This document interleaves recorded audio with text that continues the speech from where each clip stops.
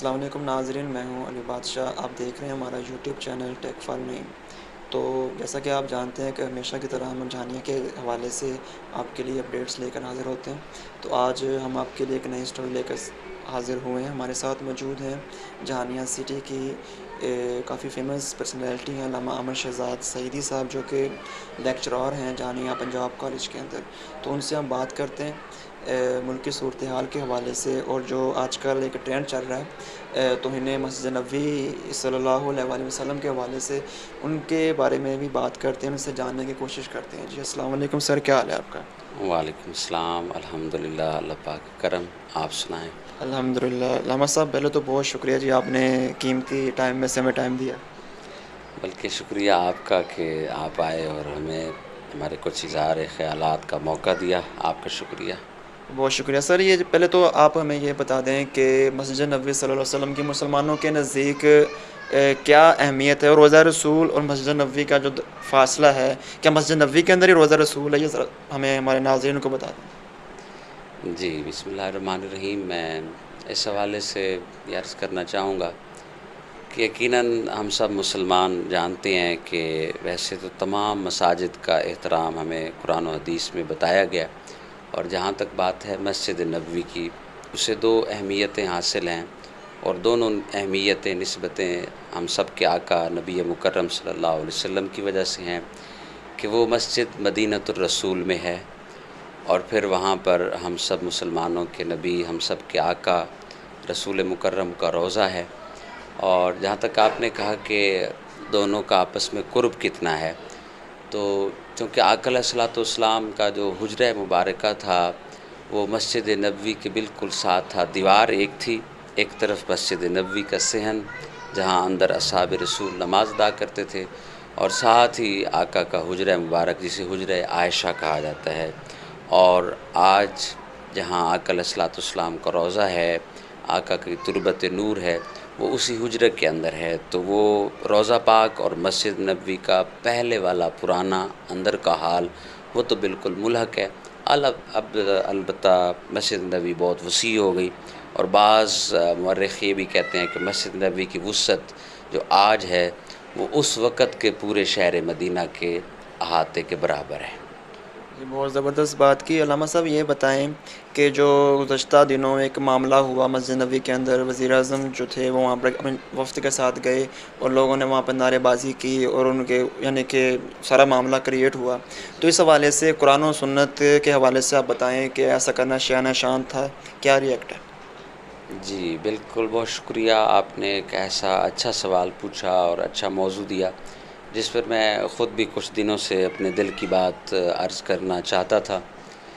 تو اس حوالے سے گزارش یہ ہے کہ جیسا کہ ہم سب میں سے قرآن پاک سے تعلق رکھنے والے اہل علم مسلمان سب جانتے ہیں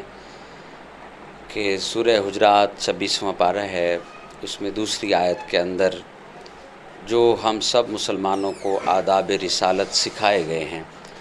اور وہ آقا علیہ الصلوۃ والسلام کی مجلس، آقا کی بزم کے آداب ہیں، جس میں فرمایا یا ایھا الذین آمنوا لا ترفعوا اصواتکم فوق صوت النبی، کہ اے ایمان والو اپنی آوازوں کو بلند نہ کرو نبی پاک صلی اللہ علیہ وسلم کی آواز پر۔ یہاں پر علماء جو ہیں، اگر میں علمی طور پہ لغت کی بات کروں تو وہ فوق کا معنی پر کرتے ہیں، لیکن اس سے مفہومی معنی یہی ہوتا ہے کہ آقا کے سامنے۔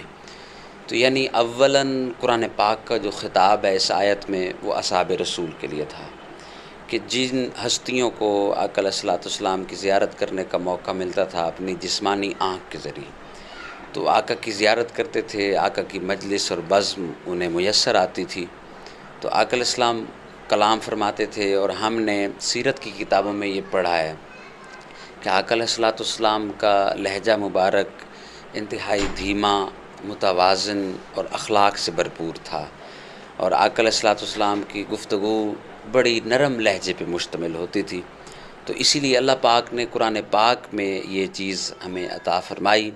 کہ آپ کو بھی میرے محبوب کی بزم کے تقاضوں کا علم ہو، کہ جو ان سے بات کرے اس کی آواز کے لہجے کی تلخی، سختی وہ میرے محبوب کی آواز سے بلند نہ ہو۔ تو اس میں یہ ہے کہ یہ آقا کے جو روبرو جو ہستیاں موجود ہوتی تھی، لیکن ہم مسلمانوں کا یہ عقیدہ ہے کہ ہمارے نبی جو ہیں وہ اپنے روضہ اطہر میں جو ان کا معاملہ ہے، ہم حیات النبی کے تقریباً تمام مسلم قائل ہیں۔ تو اور قرآن بھی وہ ایسی کتاب ہے کہ جسے ہم یہ نہیں کہہ سکتے کہ اس کے احکامات صرف اصحاب رسول تک تھے، بلکہ یہ تو قرآن جب تک قیامت تک موجود ہے تو اس کے احکام بھی تمام مسلمانوں کے لیے ہیں۔ تو آج ہمیں مجلس محمدی بزم رسالت اس کیفیت میں نہیں مل سکتی، لیکن یہ ہے کہ آج آقا کا روضہ وہاں موجود ہے، ہم جب وہاں حاضر ہوتے ہیں تو ہمارے لیے آداب وہی ہوتے ہیں جو اصحاب کے لیے تھے۔ بہت زبردست طریقے سے آپ نے بات کو ایکسپلین کی۔ تو علامہ صاحب یہ بتائیں کہ وہ جو اس طرح کا وہاں پہ گل گبارہ ہوا، سعودی گورنمنٹ کے انڈر انہوں نے مقدمات بھی ان کے اوپر بنائے، یہ سارا پروسیجر بھی کیا، تو آپ اس کو قابل مذمت سمجھتے ہیں؟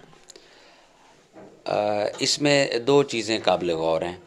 کہ جیسا کہ بہت سارے لوگوں نے جو وہاں پر موجود تھے اس واقعے کے بعد، انہوں نے وضاحت کرنے کی کوشش بھی کی، اور چند ویڈیوز میری نظر سے بھی گزری ہیں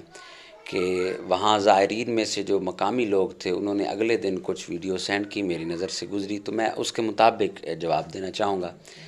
کہ انہوں نے کہا کہ ایک تو روضہ رسول سے کافی فاصلہ تھا جہاں پر یہ نعرے لگائے گئے، اور وہ مقام مسجد نبوی کے بیرون کا ہے کہ وہ مارکیٹ اور مسجد نبوی کے مین دروازے کے درمیانی ایک جگہ ہے جہاں پر حج کے موقع پر کافی رش ہوتا ہے، اور عمرہ کے جیسے رمضان شریف میں بہت سارے زائرین وہاں جاتے ہیں، تو انہوں نے بیرون بھی ایک بڑا ہال بنایا ہوا ہے جہاں پر وہ صاحبان کے لیے چھتریاں موجود ہیں، لیکن وہ مسجد نبوی کے باہر کا حصہ ہے۔ پہلی چیز یہ۔ دوسری یہ ہے کہ ہم جو اہل محبت ہیں، مسلمان ہیں، ہم اپنے آقا سے، اپنے ماں باپ، اولاد، تمام انسانوں سے بڑھ کے محبت کرتے ہیں،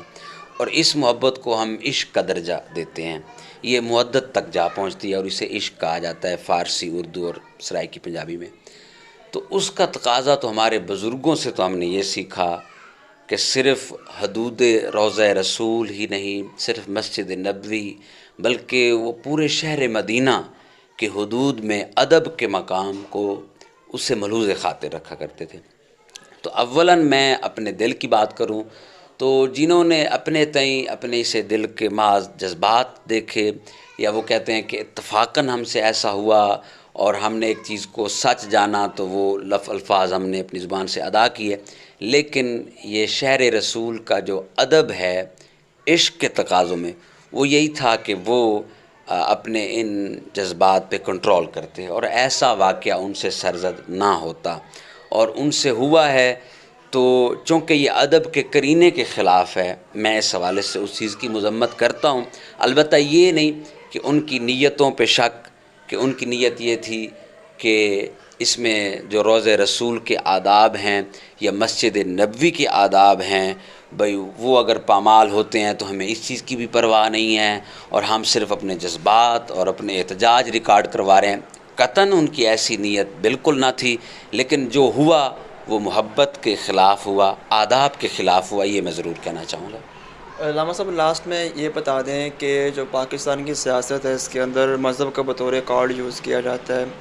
تو اس حوالے سے کیا یہ مناسب ہے؟ کیونکہ اس طرح کے واقعات بہت پیچیدگی اختیار کر لیتے ہیں اگر مذہب کا بطور کارڈ یوز کیا جائے، کیا کہتے ہیں؟ ہاں بالکل، یہ اب آپ کا آخری سوال ہماری پوری گفتگو کا مغز ہے، اور یہ چیز بڑی سمجھنے والی ہے، اور میں اپنا نقطہ نظر اپنے فہم کے مطابق ضرور دینا چاہوں گا کہ قرآن پاک کی جو یہ آیت ہے، اور یقیناً مذہب کارڈ کے طور پر اس کے ترجمے کو اپنے مطلب کے طور پہ استعمال کیا جا رہا ہے، اور فی واقعہ جو وہاں ہوا اسے پس منظر ڈال دیا گیا، اور اس کو جوڑا جا رہا ہے حرمت مسجد نبوی کے ساتھ اور حرمت روضہ رسول کے ساتھ۔ تو میں سمجھتا ہوں کہ ہم اسلام کا علم رکھنے والے، معرفت رکھنے والے، جاننے والے، ہم جانتے ہیں کہ بدعت کیا چیز ہے۔ بدعت چیز یہی ہے کہ جو چیز اسلام کے قوانین کی نہ ہو ہم اسے زبردستی اسلام کا حصہ بنا دیں،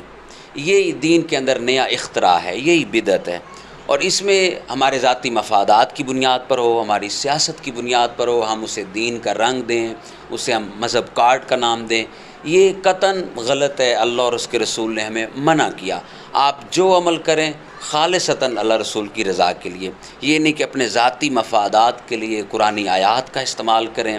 اور ظاہر ہے جب ایک چیز واضح ہو گئی کہ وہ واقعہ مسجد نبوی سے باہر ہوا، اس پر آداب مسجد کا قانون بھی لاگو نہیں ہوتا۔ روضہ رسول کی قربت میں یہ آواز بلند نہیں ہوئی، تو وہ ہر شخص کو سوچنا چاہیے تھا کہ اسے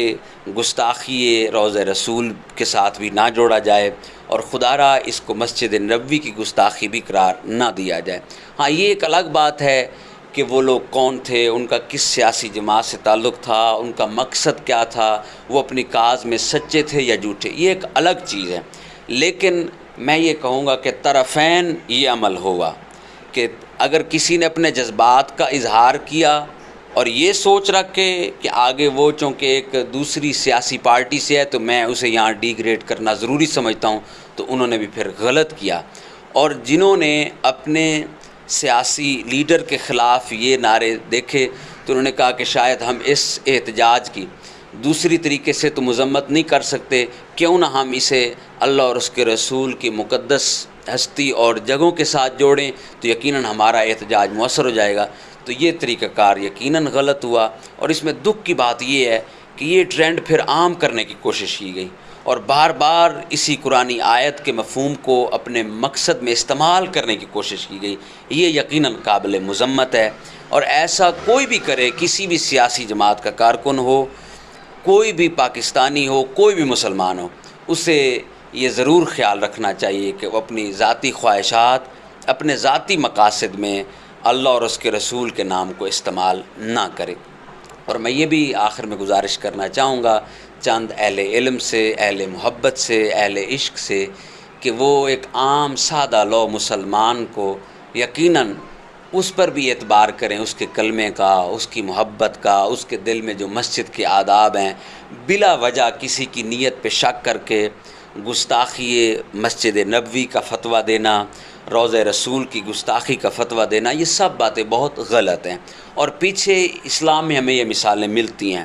جہاں اگر بخاری کی حدیث میں ہمیں حضرت عمر کا وہ عمل اہل طائف کے لیے کہ تم اگر اہل مدینہ ہوتے تو مسجد نبوی میں یوں شور کرنے پہ میں تمہیں سزا دیتا، لیکن کیونکہ تم باہر سے آئے تھے، اگر یہ مثالیں موجود ہیں تو مسجد نبوی میں سزائیں دینا اور حق کا فیصلہ جاری کرنا، چور کی سزا قائم کرنا، یہ تمام فیصلے بھی مسجد نبوی میں ہوتے رہے ہیں، لیکن وہ سیاسی پوائنٹ آف ویو سے نہیں تھے، وہ اللہ اور اس کے رسول کی حد جاری کرنے کے مقاصد سے ہوتے رہے ہیں۔ لیکن میں سمجھتا ہوں کہ یہ واقعہ چونکہ مسجد نبوی سے باہر ہوا تھا تو قطعاً اس کا استعمال سیاسی رنگ دینا اس کو نہیں دینا چاہیے تھا، جو کہ پورے پاکستان میں یہ افراتفری پھیلی، لوگ پریشان ہوئے، اور وہ آدمی 50 تھے یا 100، ان پہ یقیناً گستاخی کے فتوے لگتے رہے، اور ان پہ یہ تمام جملہ بازی ہوتی رہی، اور پھر دلیل میں قرآن کی آیت پیش کی جاتی رہی۔ تو یقیناً یہ ایک ٹھنڈے دل سے سوچنے والا عمل تھا، اور اگر بات سمجھانی ہے، ادب کا درس دینا ہے، تو اس کا ایک اور لہجہ، ایک اور طریقہ ہوتا ہے، لیکن اس کو ٹوٹلی سیاست کا رنگ دے دیا گیا، جو میں سمجھتا ہوں کہ طرفین بالکل غلط ہوا۔ جی بہت شکریہ علامہ صاحب نے، بہت یعنی کہ ڈیپلی آپ نے سمجھا دیا، آپ نے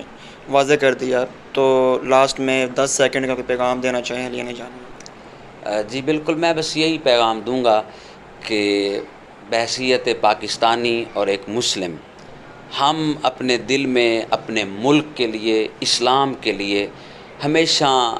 سچے دل سے مخلصانہ کچھ کردار ادا کریں۔ صرف ہمارا عمل یہ نہ ہو کہ ہر دوسرے پہ ہم انگلی اٹھائیں اور عملی کردار میں ہم بحیثیت پاکستانی یا بحیثیت مسلم ہم زیرو ہوں، لیکن اپنی باتوں میں اور کردار کشی میں اپنے آپ کو 100% ثابت نہ کریں، بلکہ ہم اپنے آپ کو اگر اللہ رسول کی بارگاہ میں اور ملک کی خدمت میں پیش کرنا چاہتے ہیں تو کردار کے طور پہ پیش کریں، نہ کہ الزام تراشی اور دوسرے پہ بہتان باندھ کے اس عمل کو ہم چھوڑ دیں۔ اللہ پاک ہم سب کا حامی و ناصر ہو، اور ہمیں اللہ پاک سچا پاکستانی اور ایک اچھا سچا مسلمان، جیسا کہ قرآن حدیث میں ہمیں حکم ہے، ایسا بننے کی ہمیں توفیق عطا فرمائے ہمارا مالک۔ بہت شکریہ سر ٹائم۔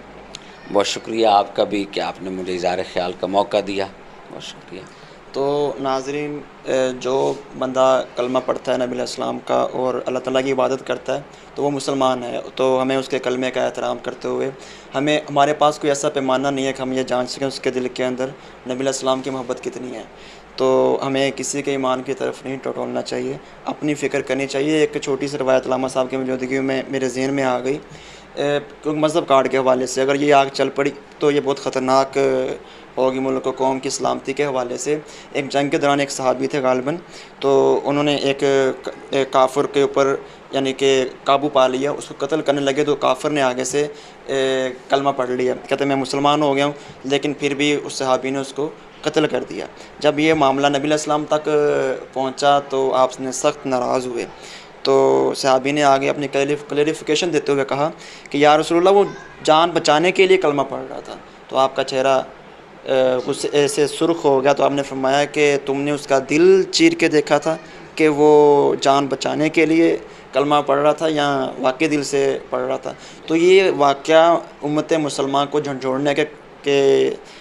مترادف ہے. یہاں چھوٹی سی بات ہوتی ہے، ذاتی لڑائی ہوتی ہے، ہم کہتے ہیں اس سے نبی سے محبت نہیں ہے، اس سے صحابہ سے محبت نہیں. اس طرح کی چیزوں سے کو خاتمہ ہونا چاہیے، کیونکہ ہم نے مرنا ہے، قبر میں جانا ہے. تو یہ واقعہ بہت بڑی چیز ہے، حدیث صحیح موجود ہے، علامہ صاحب کی موجودگی میں نے بیان کی ہے. اور تو یہ ہم سب کے سمجھنے کی بات ہے کہ جب ہم متفقہ طور پہ اکٹھے ہو کے مل کے ان چیزوں کا خاتمہ کریں گے تو یقیناً یہ ہمارے معاشرے سے ایسی چیزوں کا خاتمہ ہو جائے گا. آپ نے بالکل ٹھیک کہا. جی سیاست میں اور بھی بہت ساری چیزیں، ہم ان چیزوں پر سیاست کریں، لیکن اللہ رسول علیہ السلام کے اوپر سیاست قطعاً ہمارا ملک برداشت نہیں کر سکتا. تو یہ نہ اس کا متحمل ہے. تو یہ تھی آج کی سٹوری، امید ہے آپ کو پسند آئی ہوگی. مزید سٹوریز اپڈیٹس کے لیے ہمارے چینل کو آپ نے سبسکرائب کرنا ہے. اپنا خیال رکھیے گا جی. اللہ حافظ.